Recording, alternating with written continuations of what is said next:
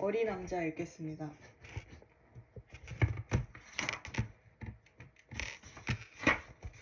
내가 6살 때 브라질 원시림에 관한 체험담이라는 책에서 정말 멋진 그림 하나를 본 적이 있다.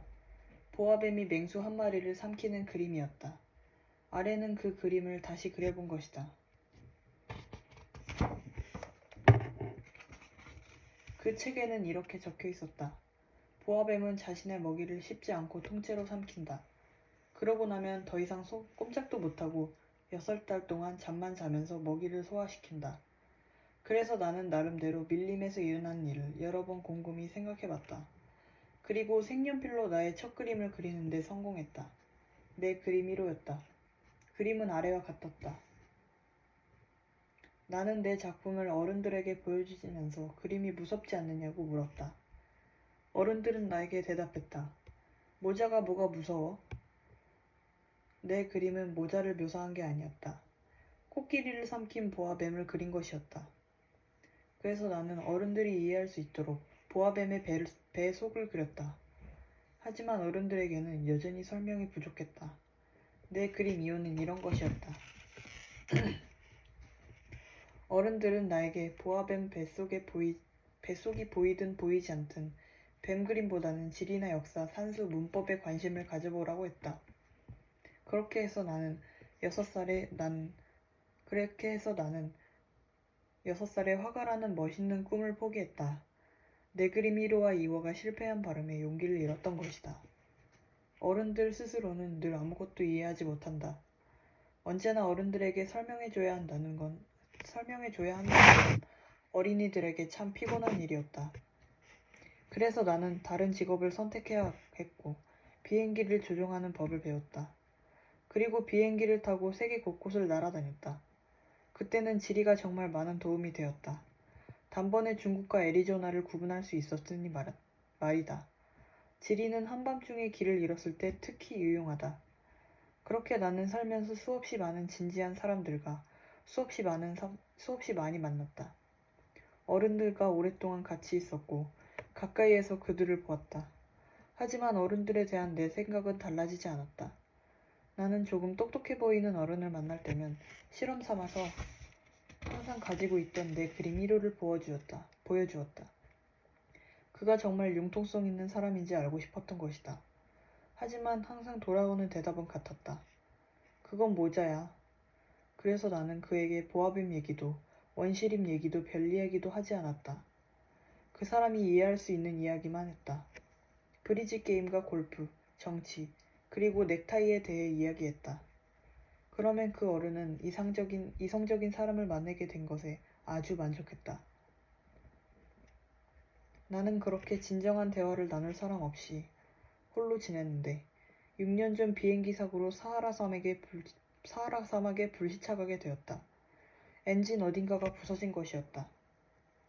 비행기에는 나 이외에 정비사도 승객도 없었기 때문에 혼자 어려운 수리 작업을 해보기로 마음먹었다. 그건 나에게 죽느냐 사느냐의 문제였다. 그때 나에게는 마실 물이 일주일치 정도밖에 남아있지 않기 때문이다. 않았기 때문이다. 사하라 사막에 불시착한 첫날 저녁, 나는 그렇게 사람들이 사는 곳에서 아득히 떨어져 있는 사막에서 잠이 들었다. 뗏목 하나 타고 대양 한가운데 난파된 사람보다 더욱 고립된 신세였다.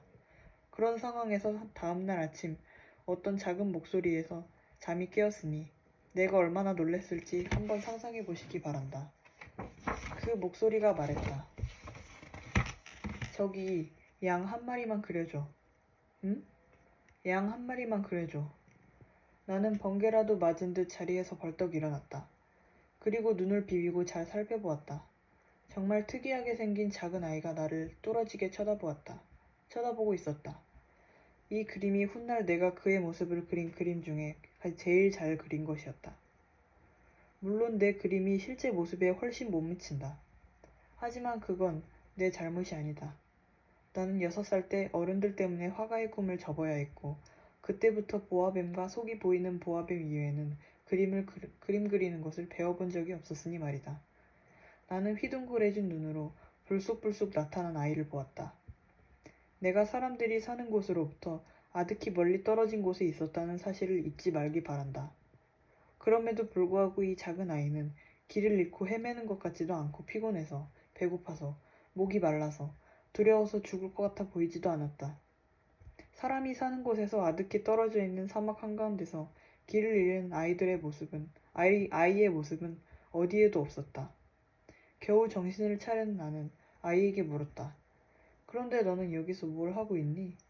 그러자 아이는 아주 중요한 일이라는 듯이 그렇지만 아주 부드럽고 진지한 목소리로 되풀이했다. 저기 양 한 마리만 그려줘. 너무나 갑작스럽게 신기한 일이 닥쳐오면 감히 거역할 수 없는 법이다. 사람이 사는 곳에서 아득히 떨어져 있고 언제 죽을지 모르는 위험이 곳곳에 도사리고 있는 곳에서 정말 어처구니 없게도 나는 주머니에서 종이 한 장과 만년필을 꺼냈다. 하지만 이내 내가 지리, 역사, 산수, 문법만 공부했다는 사실이 떠올랐다. 그래서 조금 언짢은 기분으로 아이에게 그림 그릴 줄 모른다고 했다. 아이는 대답했다. 괜찮아. 양 한 마리만 그려줘. 나는 양을 그려본 적 없었기 때문에 내가 그릴 줄 아는 그림 2개 중에 하나를 그려주었다. 뱃속이 보이지 않는 보아뱀이었다. 아니야. 그리고 아이가 하는 대답에 나는 화들짝 놀랐다. 아니 이게 아니야. 내가 그려달라고 한 건 코끼리를 삼킨 보아뱀이 아니야. 보아뱀은 정말 위험해. 그리고 코끼리는 너무 커. 내가 사는 곳은 작은 곳이야. 양 한 마리를 갖고 싶어. 양 한 마리만 그려줘. 그래서 나는 그렸다. 아이는 가만히 들여다보더니 대답했다. 아니야. 이게 아니야. 이 양은 벌써 아프잖아. 다른 양을 그려줘. 그래서 나는 다시 그렸다. 아이는 너그럽고 상냥하게 미소 지었다. 아니야. 이건 양이 아니라 순양이야. 뿔이 있으니까. 나는 할 수 없이 다시 그렸다. 하지만 역시 퇴짜였다. 이 양은 너무 늙었어. 나는 오래 살 수 있는 양을 갖고 싶어.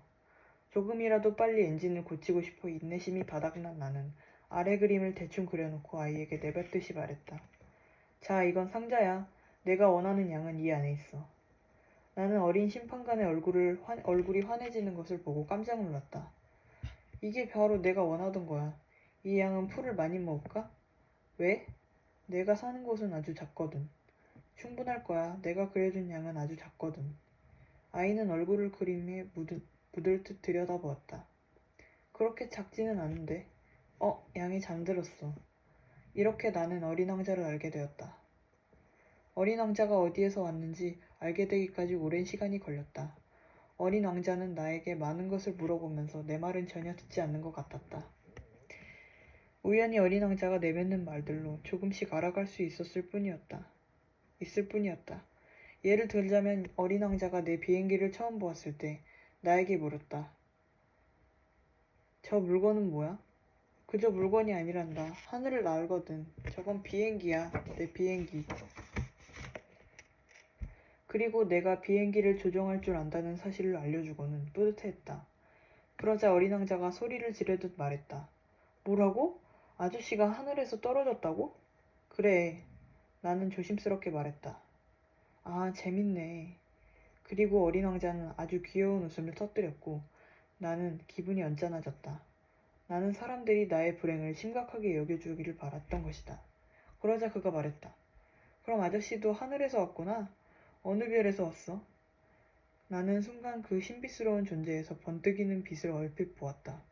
그래서 나는 불쑥 물었다. 그러니까 너는 다른 별에서 온 거니? 하지만 어린 왕자는 대답하지 않았다.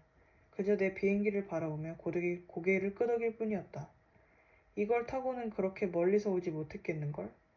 그리고 어린 왕자는 다시 오랫동안 생각에 잠겼다.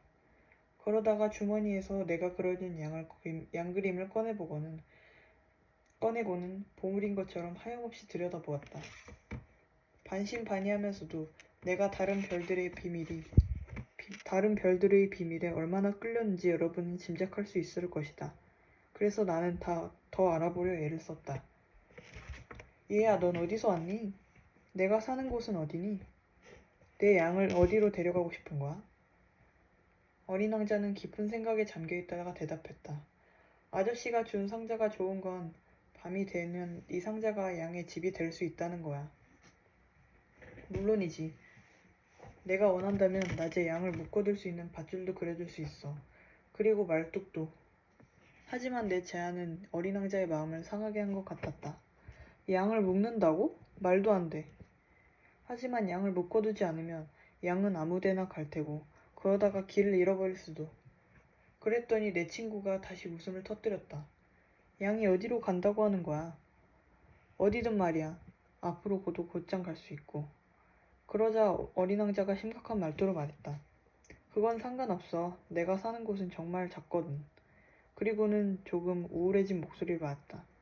앞으로 곧장 간다고 해도 멀리 갈 수 없는 걸.